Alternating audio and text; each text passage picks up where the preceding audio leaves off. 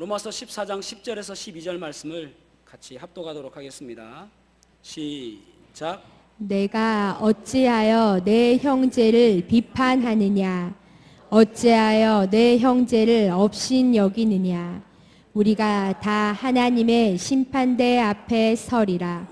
기록되었으되 주께서 이르시되 내가 살았노니 모든 무릎이 내게 꿇을 것이요 모든 혀가 하나님께 자백하리라 하였느니라. 이러므로 우리 각 사람이 자기 일을 하나님께 짓고 하리라. 아멘. 아멘. 착석하시겠습니다. 한 해의 마지막 끝자락에 우리는 와 있습니다. 한 해를 바라보며 나는 어떤 삶을 살았는지 스스로 어떻게 평가하고 계십니까? 어떤 부분들은 참 아쉬운 부분들도 있을 것이고 또 어떤 부분들은 잘 살았다라고 생각하는 것도 있을 것입니다. 내가 나를 판단하는 것이 아니라 다른 사람들이 나를 평가할 때는 과연 어떻게 평가할까요? 어떤 사람은 나에게 좋은 평가를 주는 사람들도 있을 것이고 또 어떤 사람은 또 악평하는 사람들도 있지 않을까 싶습니다. 모든 사람들이 다 동일하지는 않겠죠. 모든 사람들이 주관적으로 판단하기 때문에 그렇습니다. 역사 속에서도 마찬가지입니다. 어떤 사람은 좋은 평가를 받기도 하지만은 또 나쁜 평가를 받는 사람도 있습니다. 한번 생각해 보십시오. 이 사람은 누구일까요? 나는 누구일까요? 질문입니다. 이 사람은 어떤 사람에게는 역사책에 보면은 이 사람은 기생충 같은 사람이다. 또 도적과 같은 사람이다 라고 평가를 하기도 하고요. 또 어떤 역사책에서는 이 사람은 선생님이다. 더 나아가서 인류의 스승이다. 그렇게 평가받는 사람이 있습니다. 누구겠습니까? 공자입니다. 공자라는 사람에 대해서 여러 평가가 나오고 있습니다. 청나라의 강희제는 공자는 아주 인류의 스승이다라고 극찬을 아끼지 않았습니다. 그리고 청나라를 통일한 진시황제는 그는 처음에 이제 나라를 세우고 그리고 나라를 통일하고 그 나라를 어떻게 굳건히 세울 것인가 고민하는 가운데 법가를 세울 것인가 도가를 세울 것인가 유가를 세울 것인가 고민하게 되어집니다. 그러다가 유가를 버리고 법가를 채택하게 되어지죠. 그러면서 법치로서 나라를 다스립니다. 그러면서 공자의 모든 그 전해오는 서적들을 다 불태워버립니다. 그것을 우리는 역사에서 분서갱유라고 이야기합니다.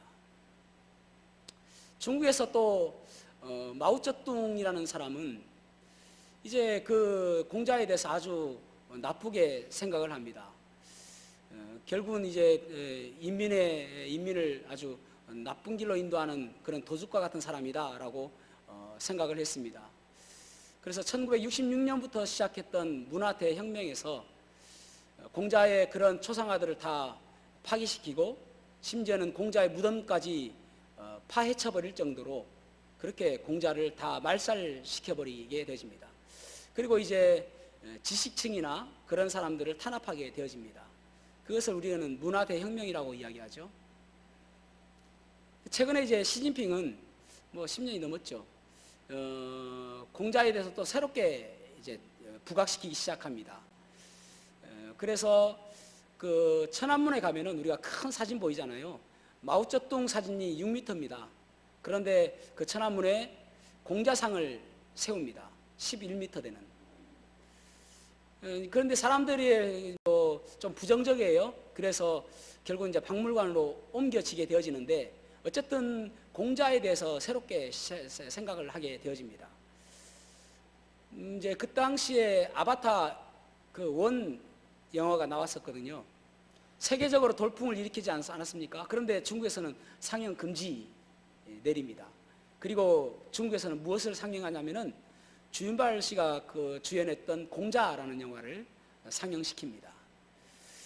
이렇듯 한 사람에 대해서도 어떤 사람은 아주 호평을 하는가 하면 또 어떤 사람은 악평을 하기까지 합니다.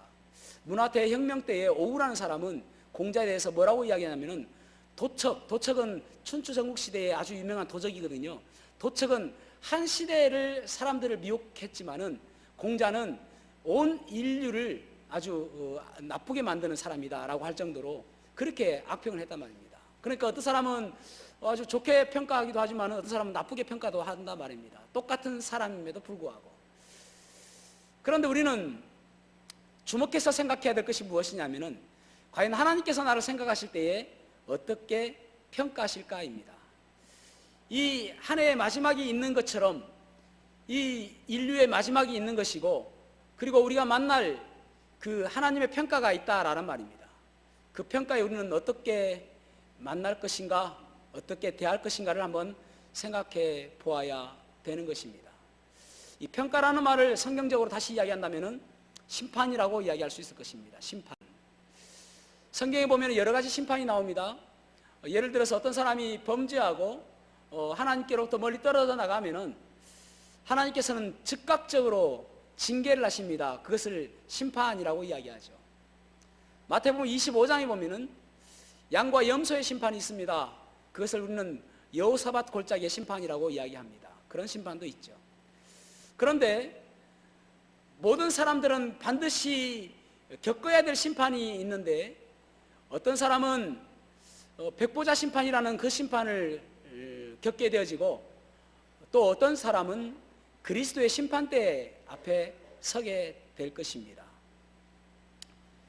그 누구도 피해갈 수 없는 심판입니다. 오늘은 그리스도 그 하나님께서 우리에게 평가하실 때에 어디서 평가하시는가, 백보자 심판과 그리스도의 심판대에 대해서 보도록 하겠습니다. 첫 번째로는 백보자 심판 앞에 서 있는 사람이 있습니다. 계시록 20장 11절에서 15절 말씀을 같이 한번 읽어보겠습니다. 계시록 20장 11절에서 15절 말씀 시작. 또 내가 크고 흰 보좌와 그 앞 일을 보니 땅과 하늘이 그 앞에서 피하여 간데 없더라. 또 내가 보니 죽은 자들이 큰 자나 작은 자나 그 보좌 앞에 서 있는데 책들이 펴 있고 또 다른 책이 펴졌으니 곧 생명책이라. 죽은 자들이 자기 행위를 따라 책들에 기록된 대로 심판을 받으니 바다가 그 가운데에서 죽은 자들을 내주고 또 사망과 음부도 그 가운데에서 죽은 자들을 내주매 각 사람이 자기의 행위대로 심판을 받고 사망과 음부도 불못에 던져지니 이것은 둘째 사막 곧 불못이라. 누구든지 생명책에 기록되지 못한 자는 불못에 던져지더라. 아멘. 아멘. 백보자 심판에 대해서 말씀하고 있습니다. 백보자 심판. 우리가 이제 한번 의아스럽게 생각하는 것은 무엇이냐면은 히브리서 9장 27절에 보면은 한번 죽는 것은 사람에게 정하신 것이요 그 후에는 심판이 있을 것이라고 말씀하고 있습니다. 그런데 요한복음 5장 24절에 보면은 내가 진실로 진실로 너희에게 이르노니 내 말을 듣고 또 나 보내신 이를 믿는 자는 영생을 얻었고 심판에 이르지 아니하나니 그렇게 말씀하고 있습니다. 어떤 데는 모두가 심판에 이른다 하고 또 어떤 데는 심판에 이르지 아니한다라고 말씀하고 있는데 이 백보자 심판은 어떤 사람이 이제 서 있냐면은 구원받지 않은 믿지 않는 사람, 구원받지 않은 사람이 서 있는 것입니다. 그러니까 이 백보자 심판은 무엇에 대해서 심판하시는가 하면은 죄에 대해서 심판하십니다. 죄에 대해서. 죄라는 것은 무엇일까요? 흔히 죄에 대해서 죄가 뭐예요? 라고 이야기하면은 대부분 많은 사람들이 하나님께로부터 떨어져 나간 사람들, 또 나쁜 일을 하는 사람들, 또 악한 일을 하는 사람들, 또 우리가 많이 들었던 것처럼 죄라는 헬라어 단어는 하마르티아라고 이야기 많이 들었죠. 그래서 관역을 빗겨나간 것, 하나님의 뜻대로 행하지 않는 것이 죄입니다라고까지도 이야기하실 분도 있을 수 있겠습니다. 그런데 죄는, 성경에서는 죄를 어떻게 정의하냐면은 요한복음 6장 16장 9절에 보면은 죄에 대하여라 함은 그들이 나를 믿지 아니함이요, 그렇게 말씀하고 있습니다. 죄라는 것은 예수님을 믿지 않는 것이 죄다라고 말씀하고 있습니다. 그러니까 백보자 심판에서는 예수님을 믿지 않는 사람들이 그 죄에 대해서 심판을 받는 것입니다. 예수님을 믿지 않는다라는 것은 무엇을 의미할까요? 그러면은 여러분, 우리는 예수님을 믿지 않습니까? 그죠? 자, 따라해 보시겠습니다. 나는 예수님을 믿는다. 시작. 그러면 무엇을 믿느냐 물어보겠죠, 사람들이. 나는 예수님께서 하신 일을 믿는다. 시작. 그러면 예수님께서 하신 일이 무엇인가? 예수님께서 십자가에서 내 죄를 위해서 돌아가신 것을 믿는다. 시작. 예수님께서 십자가에서 내 죄를 위해서 돌아가신 것을 믿는다. 그 믿음입니다. 그러니까 예수님을 믿지 아니하는 사람은 예수님께서 십자가에서 내 죄를 위해서 돌아가셨다는 사실을 믿지 않는 것, 그것이 바로 믿지 아니함이다 라고 말씀하고 있는 것입니다. 그래서 예수님을 믿지 않는다는 것은 우리에게 어떤 죄가 있는가 하면은 죄에 대해서도 두 가지가 있죠. 하나는 사람의 죄가 있고 하나는 세상의 죄가 있습니다. 마태복음 12장 31절 말씀 읽어보겠습니다. 마태복음 12장 31절 시작. 그러므로 내가 너희에게 이르노니 사람에 대한 모든 죄와 모독은 사심을 얻되 성령을 모독하는 것은 사심을 얻지 못하겠고. 아멘. 아멘. 성령을 모독하는 것은 성령을 거스리는 모독입니다. 그러니까 사람이 모든 죄를 다 용서 받을 수 있는데 성령을 거스리는 모독은 무엇인가 하면은 성령님께서 믿도록 우리를 도와주시는데 우리가 구원받을 때마다 내 힘으로 믿는 거 아니거든요. 내가 믿는다라고 고백할 때 성령님께서 우리를 믿도록 도와주신단 말입니다. 그 성령님의 도우심을 거부하는 것, 결국 믿지 않는 것이죠.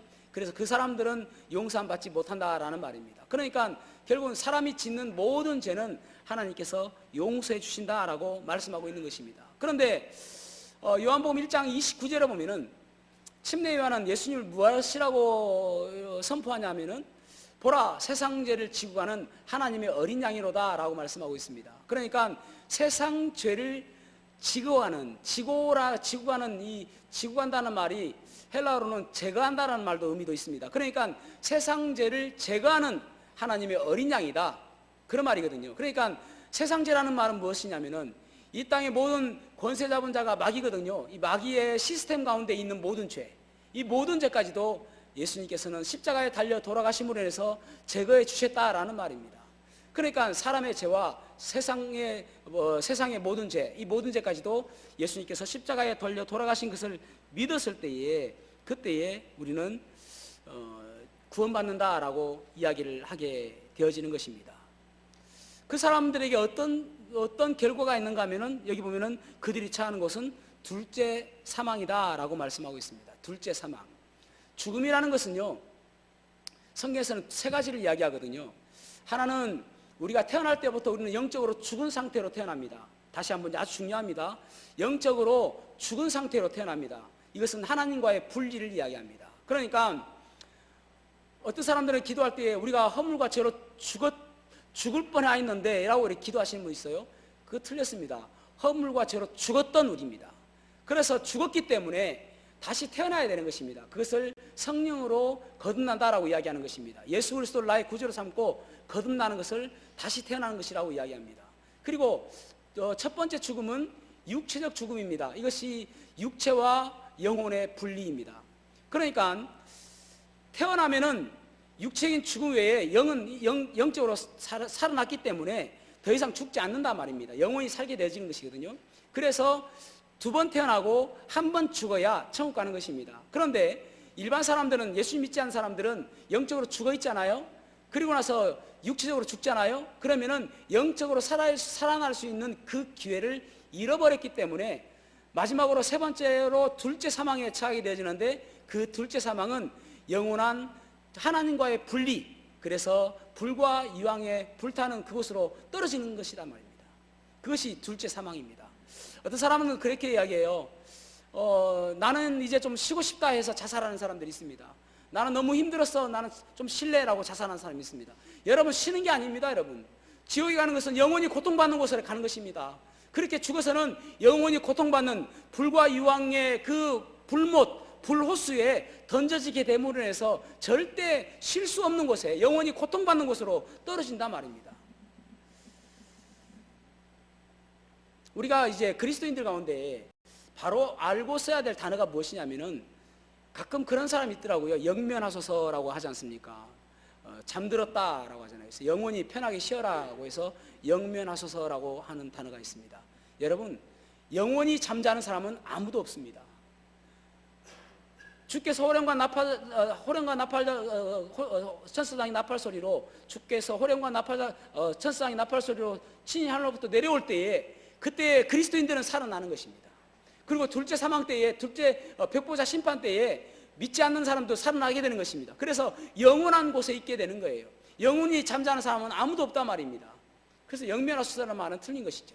또 어떤 말을 또 쓰는 사람이 있는가 하면은, 죽은 사람 봤을 때에 삼가 고인의 명복을 빕니다 라고 하잖아요. 그 말도 써서는 안 되는 단어입니다.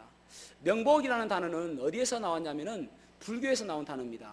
어두울 명자 복복자입니다. 어두운 곳에서 복을 받아라.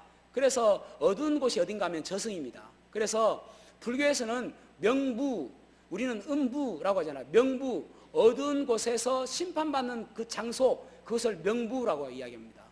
그러니까 그 명부에서 심판을 받아가지고 극락에 가든지 아니면은 또 사람으로 환생하든지, 그것을 판단받는 것이 명부라는 곳입니다. 그러니까 명부에서 명복을 받는 것입니다. 오늘날 그 불교 용어가 마치 일상 용어처럼 많은 사람들에게 사용되고 있는 것이 문제이지만은, 어쨌든 그리스도인들은 그 뜻을 알고 사용하지 말아야 된단 말입니다. 여러분, 영원한 잠 없습니다. 영원한 평안 없습니다. 예수 그리스도 밖에서는 모두가 고통밖에 없고, 영원한 고통밖에, 영원한 슬픔밖에, 슬피 이를 갈며 울고 있을 곳밖에 없다라는 말입니다. 그것이 바로 백보자 심판의 그 결과가 되어지는 것입니다. 여기 보면은 우리가 이제 보통 지옥에 대해서 이야기할 때에 하나님께서는 왜 지옥을 만드셨을까, 그런 의문을 가지고 있죠. 근데 지옥을 왜 만드셨는가 하면은, 마태복음 25장 41절 말씀 읽어보겠습니다. 마태복음 25장 41절 시작. 또 왼편에 있는 자들에게 이르시되, 저주를 받은 자들아, 나를 떠나 마귀와 그 사자들을 위하여 예비된 영원한 불에 들어가라. 아멘. 아멘. 지옥은 마귀와 그의 사자들, 그러니까 사탄 루시퍼와, 사탄 하나입니다. 사탄 루시퍼와, 그리고 그 루시퍼를 추종하는 타락한 천사들, 그 천사들을 위해서 하나님께서 지옥을 만드셨다라는 것입니다. 그런데 그 천사들, 하나님을 따르지 않고 그 마귀와 그의 타락한 천사들을 따라가는 사람들도 그곳에 가라는 것입니다. 그 사람들이 지옥에 가는 것입니다. 그러니까 원래 지옥은 마귀와 그리고 그 사자들을 위해서 만들었는데, 그 사람들을 따라가기, 그 존재들을 따라가기 때문에 그 사람들도 지옥에 갈 수밖에 없다라는 것입니다. 안타까운 일이죠. 그래서 여러분, 욕 중에 가장 심한 욕이 무엇인지 아십니까?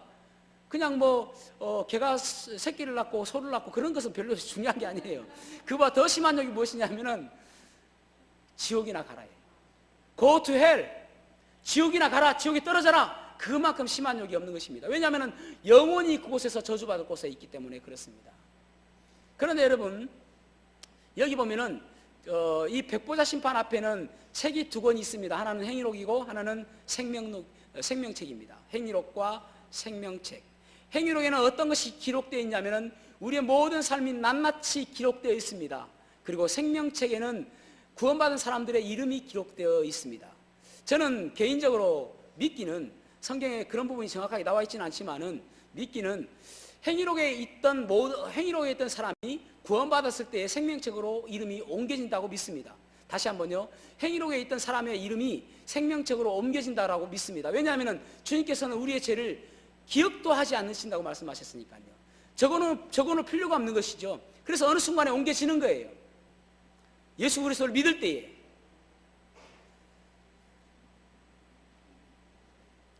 로마서 8장 1절 말씀에 보면은, 그러므로 그리스도 예수 안에 있는 자에게는 결코 정죄함이 없나니 죄에 대해서 심판받지 않는다, 죄로 정하지 않는다, 그렇게 말씀하고 있잖아요.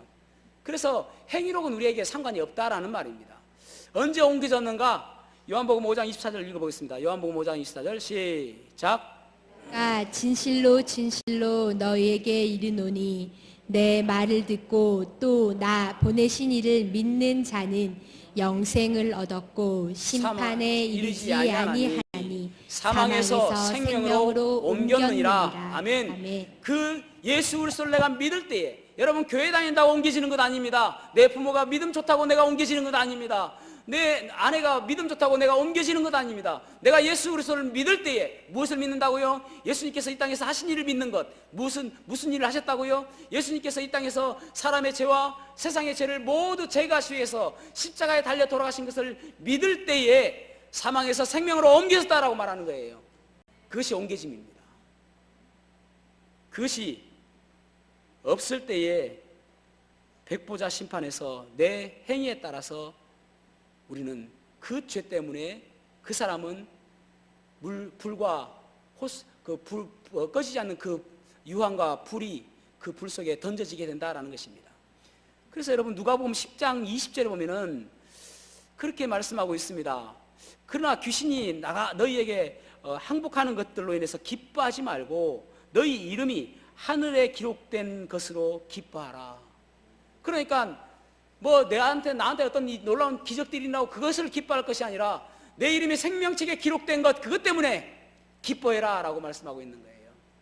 그 사람은 백보자 심판에 처하지 않기 때문에 그렇습니다. 그렇다면 두 번째로는 그리스도의 심판대가 있습니다. 그리스도의 심판대 앞에 서는 사람들이 있는데 고린도후서 5장 10절 말씀을 읽어보겠습니다. 고린도후서 5장 10절 시작. 이는 우리가 다 반드시 그리스도의 심판대 앞에 나타나게 되어 각각 선악간에 그 몸으로 행한 것을 따라 받으려 함이라. 아멘.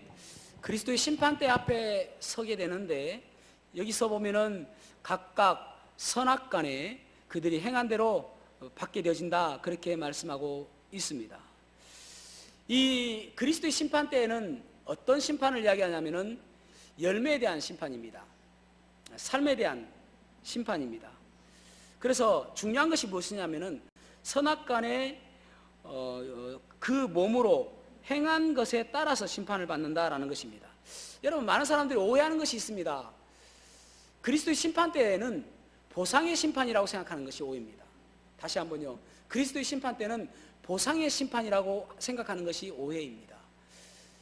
분명히 여기서 말씀하고 있는 것이 선악간에라는 말입니다. 그러니까 보상과 책망이 있다라는 말입니다. 다른 말로 이야기하면은 영광과 수치가 있다라는 말입니다. 많은 사람들이 영광만 생각해요. 영광만 있다, 우리는 모든 것들을 그때는 상 받을 것이다. 수치도 있다라는 말입니다. 어떻게 살아가느냐에 따라서, 내가 선과 악에 따라서 살아가는 것에 따라서 우리는 수치 받을 수 있다라는 것입니다. 어떤 사람은 그렇게 이야기할 수 있겠죠. 아니 뭐 천국 가면 되지, 무슨 그 수치 받는 거 뭐 대수롭나 생각할 수 있겠죠. 그런데 여러분, 수치라는 것이 어떤 사람이 참 대단한 것도 있습니다. 오늘날에도 고위 공직자들이 검찰 조사를 좀 강하게 받으면은 가끔은 참 극단적인 선택을 하는 사람이 있습니다. 그때 나오는 이야기가 무엇입니까? 검찰의 강한 수사. 그것 때문에 압박감 때문에 그가 극단적 선택을 했다. 수치를 이기지 못했다. 그런 이야기도 하기도 하지 않습니까? 그런데 우리가 그리스도의 심판대 앞에 섰을 때는 창조주이신 하나님 앞에 서 있는 것이고 모든 피조물들이 우리를 바라보고 있단 말입니다. 그 가운데서 수치를 당한다고 생각해 보세요. 반대로 영광을 받는다 생각해 보십시오. 여러분, 우리가 올림픽 같은 데 갔을 때에 보면은 상을 받는 사람들은 이제 그 금메달을 딴 사람들 높은 단상에 올라서 금메달을 받지 않습니까? 얼마나 영광스럽습니까? 그런데 예전에 보면 그런 경우도 있죠. 프로야구 선수들이 올림픽에 나갔는데 나가긴 나갔습니다. 그런데도 그 전날 술을 먹어가지고 아주 좋지 않은 결과가 왔습니다. 그래서 얼굴을 들지 못하고 오는 경우도 있잖아요. 그게 수치입니다, 여러분. 분명히 올림픽에 나갔단 말입니다. 불교의 천국에 갔단 말입니다. 그런데 얼굴을 들지 못하는 수치를 당할 수도 있음을 우리는 기억하셔야 된다라는 말입니다. 로마서 14장 11절에서 12절 말씀을 읽어보겠습니다. 로마서 14장 11절에서 12절 시작. 기록되었으되 주께서 이르시되 내가 살았노니 모든 무릎이 내게 꿇을 것이요 모든 혀가 하나님께 자백하리라 하였느니라. 이러므로 우리 각 사람이 자기 일을 하나님께 짓고 하리라. 아멘. 여기는 지금 그리스도의 심판대 앞에 서 있는 것입니다. 그래서 그들이 두 가지 단어를 주목해야 되는데 하나는 자백이라는 단어고 하나는 직고하리라 라고 말씀하고 있습니다. 직고한다는 자백, 나의 모든 이때까지 살았던 것 자백하고 직고한다는 말은 회개 보고한다는 말로 번역되어 있는 번역도 있습니다. 회개 보고한다. 득과 실에 대해서 보고한다라는 말입니다. 내가 어떻게 살았고 어떻게 실수하는 것을 이야기한다라는 말입니다. 그래서 성경에서 보면은 회개 보고하였다라는 말을 상당히 여러 번 쓴 곳이 있습니다. 예를 들어서 베드로전서 4장 5절에 보면은 그렇게 말씀하고 있죠. 그들은 산 자들과 죽은 자들을 심판할 준비가 되신 분에게 회개 보고하리라. 그렇게 말씀하고 있습니다. 그러니까 산자와 죽은 자를 심판하실 그 앞에서 우리 모두가 다 회개 보고하는 날이 올 것이다. 그렇게 말씀하고 있습니다. 우리가 이제 아까 백보자 심판에서는 행위록과 생명책이 있다라고 말씀을 드렸죠. 그런데 여기 그리스도의 심판대 앞에도 책들이 있습니다. 그러니까 어떤 책이 있는지는 정확하게 몰라요. 그런데 시편에서는 주의 책이라고 말씀하고 있고 또 말라기에서는 기념책이라고 말씀하고 있고 또 빌립보에서는 회개 장부라고 번역되어 있습니다. 그것이 한 권의 이름을 여러 가지로 이야기했는지 또 여러 가지 책이 있는지는 정확하게 알 수 없지만은 여러 가지를 통해서 우리의 삶이 기록되어 있다는 것은 사실입니다. 그 책에 어떤 것들이 기록되어 있는가? 먼저는 전도서 12장 14절에 보면은 우리의 모든 은밀한 것들이 기록되어 있다라고 말씀하고 있습니다. 전도서 12장 14절 읽어보겠습니다. 시작. 하나님은 모든 행위와 모든 은밀한 일을 선악간에 심판하시리라. 아멘. 아멘. 모든 은밀한 것, 내가 숨기고 싶은 것, 아무도 보지 않았다고 생각하는 것, 그리고 나만이 조용히 나 혼자서 즐겼던 것, 그 모든 은밀한 것, 차마 부끄러워서 내놓을 수 없는 것들, 그런 것들도 다 선악간에 심판하신다라고 말씀하고 있는 것입니다. 그런데 우리에게 감사한 것은 또 어떤 것들이 기록되어 있냐면은 우리의 고통도 다 기록되어 있다라고 말씀하고 있습니다. 시편 56편 8절 말씀, 시편 56편 8절 시작.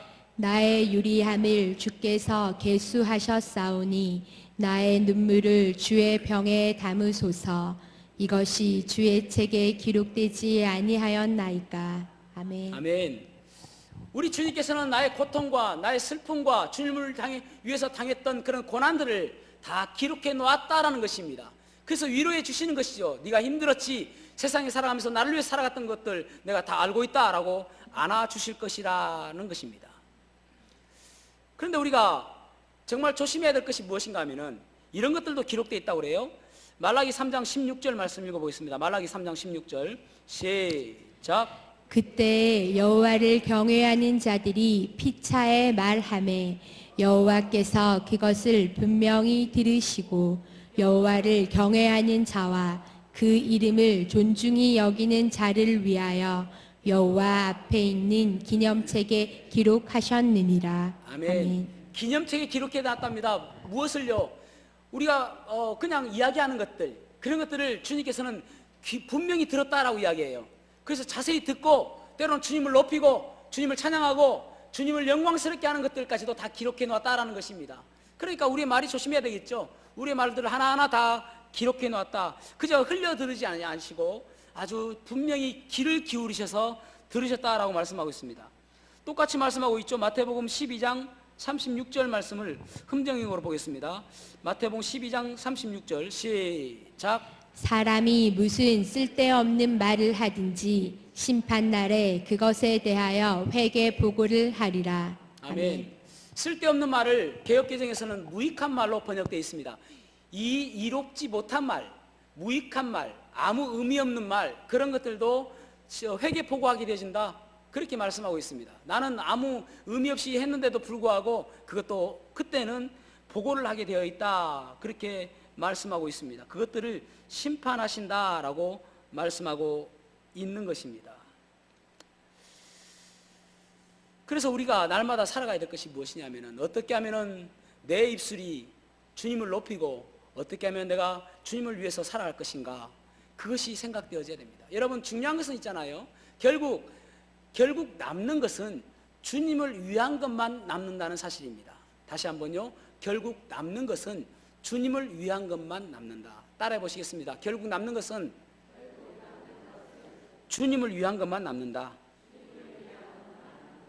얼마나 우리가 많은 일을 했고 얼마나 많은 수고를 했는 것이 중요한 것이 아니라, 그 모든 수고와 모든 일들이 얼마나 주님을 위해서 일했는가가 남는다라는 것입니다. 중요한 성경 구절이 있습니다. 히브리서 6장 10절 말씀을 좀 밑줄도 끄시고 동글매기도 해놓으시고 하시면 좋을 것 같아요. 히브리서 6장 10절 말씀 읽어보겠습니다. 시작. 하나님은 불의하지 아니하사 너희 행위와 그의 이름을 위하여 나타낸 사랑으로 이미 성도를 섬긴 것과 이제도 섬기고 있는 것을 잊어버리지 아니하시느니라. 아멘. 아멘. 주님 그의 이름을 위하여, 그의 글을 위하여 했던 성도들을 섬김, 그것들이 기록되어 있다는 것입니다. 그러니까 결국 남아있는 것은 주님을 위해서 했던 일들, 그것이 기록되어 있고 남아있다라는 말입니다. 다른 것은 다 불타면 공력이 다 사라지듯이 다 없어져 버린다 말입니다. 내 일을 얼마나 많이 했는가 중요한 것이 아니라 주님을 위해서. 그래서 여러분, 우리가 어떤 사람은 뭐 실시간으로 예배하고 또 말씀 집에서 듣고 그래서 내 믿음이 성장했습니다라고 하는 사람이 있는데, 그것은 바람직하지 않는 것이 성도들을 섬길 수가 없는 거예요. 그래서 교회에서 가장 중요한 것이 무엇이냐면 말씀과 교제거든요. 성도를 섬길 수가 있다라는 말입니다. 무엇을 위해서요? 주님을 위해서. 그러니까 우리가 성도들끼리도 어떤 사람은 우리가 차마 사랑할 수 없는 사람도 있지 않습니까? 계속 걸리는 사람이 있지 않습니까? 그럼에도 불구하고 우리가 사랑해야 될 그 이유는 무엇인가 하면은, 내가 주님을 사랑하기 때문에, 주님께서 나를 사랑하여 주셨기 때문에 나도 주님을 위해서 그 성도를 사랑하는 것입니다. 나도 그 성도를 위해서 주님을 섬기는, 그 성도를 섬기는 것입니다. 나도 그 주님을 위해서 성도들을 감싸주는 것입니다. 그것만이 남아있다라는 말입니다. 결국 남아있는 것은 뭐라고요? 주님을 위한 것만 남아있다. 나를 위해서 남아있는 것, 나를 위해서 살아가는 것, 나를 위해서 탑을 쌓았던 것 다 무너지고 오직 주님을 위한 것만 남아있다라고 말씀하고 있는 것입니다. 그래서 우리의 삶이, 내 행동이 지금 누구를 위해서 살아가고 있는지 날마다 물어보며 살아가야 되는 것입니다. 올해 95세가 된 어르신이 지금으로부터 약 10년 전에 결혼 50주년을 기념으로 500억을 기부하였습니다. 그리고 2023년 지난 12월 4일 날 자신의 땅 4,000평을 이승만 기념관 건립에 쓰라고 기부하였습니다. 그러면서 뭐라고 고백하냐면은, 내가 번 돈은 이렇게 멋지게 쓰라고 주신 것입니다 라고 이야기합니다. 그러면서 마지막에 내가 죽거든 내 관에는 성경책 한 권이면 족합니다 라고 이야기를 했습니다. 이 사람이 영화 배우였던 신영균 씨입니다. 여러분, 우리가 제가 정치적인 이야기를 하는 게 아니에요. 돈을 얼마만큼 자유롭게 얽매이지 않고 쓰는가, 그거 이야기하는 것입니다. 그분의 신념이잖아요. 어쨌든 이승만 대통령이 건국을 이루었다고 하는 신념 때문에 그것이 또 주님을 위한 길이라고 자기는 생각하고 그렇게 쓰는 것입니다. 그러니까 우리가 물질을 어디에 무엇을 위해서 쓰는가가 중요하다는 것을 이야기하고 싶어서 하는 이야기입니다. 여러분, 이분 보면은 나는 아무것도 없어도 된다, 그저 내 관에 성경책 한 권이면 나는 족하다라고 이야기할 정도로 결국은 주님을 위해서 살아가는 모습임을 우리가 볼 수가 있죠. 바울 사도를 보면은요, 우리가 요즘에 사도행전 수요일 날 보고 있는데 참 대단하지 않습니까? 끊임없이 그는 주님의 사명을 위해서 고난도 받고 또 결박당하고 그리고 또 쉬지 않고 달려가는 것을 보게 되집니다. 수요일 날 말씀을 드렸지만은 사도 바울의 총 그 전도 여행 거리가 약 2만 킬로라고 하지 않습니까? 우리 지구 둘레가 약 3만 9천 넘는데 한 4만 킬로 가까이 되거든요. 거의 지구의 반바퀴를 갈 정도로 그런 열심을 가졌단 말입니다. 왜 그런 열심을 가졌을까요? 그 열심을 가진 이유가 그것입니다. 고린도후서 5장 10절 말씀요. 자, 같이 읽어보겠습니다. 고린도후서 5장 10절 시작. 이는 우리가 다 반드시 그리스도의 심판대 앞에 나타나게 되어 각각 선악간에 그 몸으로 행한 것을 따라 받으려 함이라. 아멘. 그리스도의 심판대가 있다는 사실을 날마다 생각하고 살아가니까 그러니까 멈출 수가 없는 것입니다. 그리스도의 심판대가 있으니까 심판대가 있다는 생각을 가지니까 그때 주님 만날 것을 생각하며 부끄럽지 않는 수치스러움을 당하지 않기 위해서 그는 달려가는 것입니다. 그래서 나의 달려갈 길과 주 예수께 받은 사명 곧 하나님의 은혜의 복음 전가하는 일을 마치려면은 나의 생명을 조금 더 귀한 것으로 여기지 아니하노라. 생명보다 더 중요한 것이 어디 있습니까? 그런데 그리스도의 심판대가 더 중요하다는 것입니다. 주님을 만나는 것이 더 중요하다는 것입니다. 그리스도의 이름이 더 중요하다는 것입니다. 그래서 그는 달려가는 거예요. 그러면서 고린도서 5장 9절에 이렇게 말씀하고 있습니다. 그런즉 우리는 몸에 있든지 떠나 있든지 다 같이요. 시작. 주를 기쁘시게 하는 자가 되기를 힘쓰노라. 다시 한번요. 시작. 주를 기쁘시게 하는 자가 되기를 힘쓰노라. 아멘. 이것이 그의 삶의 목표였습니다. 나는 주님의 기뻐하시는 삶이 되기를 원한다. 그것 때문에 내가 달려간다. 그렇게 이야기하고 있는 것입니다. 힘쓰노라라는 단어를 다른 번역에서는 애쓴다라고 번역하고 있습니다. 애쓴다. 그저 편하게 쉬고 있는 것이 아니라, 그저 있는 것이 아니라, 그저 자동으로 되는 것이 아니라 애써서 그리스도의 심판이 주님께서 기뻐하시는 모습이 되기를 원한다라는 것입니다. 이 힘쓰다라는 단어가 필레티 메오마이라는 단어입니다. 필로티 메오마이라는 뜻은 야망을 갖는다라는 뜻이에요. 야망을 갖는다. 그러니까 여러분, 우리도 모두가 야망이 있잖아요. 꿈이 있잖아요. 비전이 있잖아요. 대통령이 되고 싶어하는 그런 사람들, 대통령이 꿈이 있기 때문에 열심히 정치하지 않습니까? 예전에 제가 어떤 사람하고 우스갯소리로 그런 이야기를 했습니다. 장관 되려면은 진짜 하루하루 조심하며 살아야 되겠다. 왜냐하면 장관 되니까 다 나오잖아요. 어떻게 살았는지. 우리는 그래서 장관이 안 되는가 싶기도 하지만 어쨌든 장관 되려면 뭐 청문회에서 다 나오지 않습니까? 자기는 자기만 알았던 것이라고 생각했던 것들이. 그러니까 힘쓰잖아요. 무엇이 되기 위해서는. 학생들은 좋은 학교에 가기 위해서 힘쓰지 않습니까? 노력하잖아요. 그 야망 때문에. 우리는 행복한 가정을 위해서 꿈꾸지 않습니까? 야망 때문에. 노력하지 않습니까? 그 야망을 꿈꾸는데 어떤 야망을 꿈꿔야 되는가 하면은 그리스도의 기쁨이 되는 야망, 하나님 내 삶 속에서 주님께서 기뻐하시는 꿈이 되기를 원합니다. 내가 살아가면서 주님께서 기뻐하시는 것을 초점을 가지고 그것을 목표로 삼고 살아가기를 원합니다. 그런 꿈을 가진, 야망을 갖는 그런 삶을 산다라고 이야기하고 있는 것입니다. 사랑하는 성도 여러분, 우리는 어떻습니까? 주님 만날 날을 준비하고 있습니까? 어느 날 주님 만났을 때에 혹시 수치스러운 일을 당하지 않을까요? 그때 부끄러워서 숨을 정도로 그런 일이 있지는 않을까요? 주님 만났을 때 주님께서 우리를 안아주시며 네가 수고했구나, 네가 정말 힘들었겠구나, 네가 믿음을 가지려고 내 기쁨이 되고 그렇게 노력했구나, 그렇게 칭찬하실까요? 그것을 바라보며 살아야 되는 것입니다. 스바냐 3장 17절 말씀처럼 우리의 삶을 통하여 기쁨을 감추시지 못하는 그러한 매일매일의 삶이 되어야 하는 것입니다. 그때의 심판대 앞에 섰을 때에 우리를 자랑스럽게 생각하시고 착하고 충성된 종이라고 칭찬하시며 우리의 머리에 썩지 아니하는 면류관을 씌워 주실 것입니다. 저와 여러분이 그 주님 만날 날을 준비하며 그 주님의 평가를 사모하며 살아가는 복된 삶 살아가시기를 주님의 이름으로 축복합니다. 기도하시겠습니다.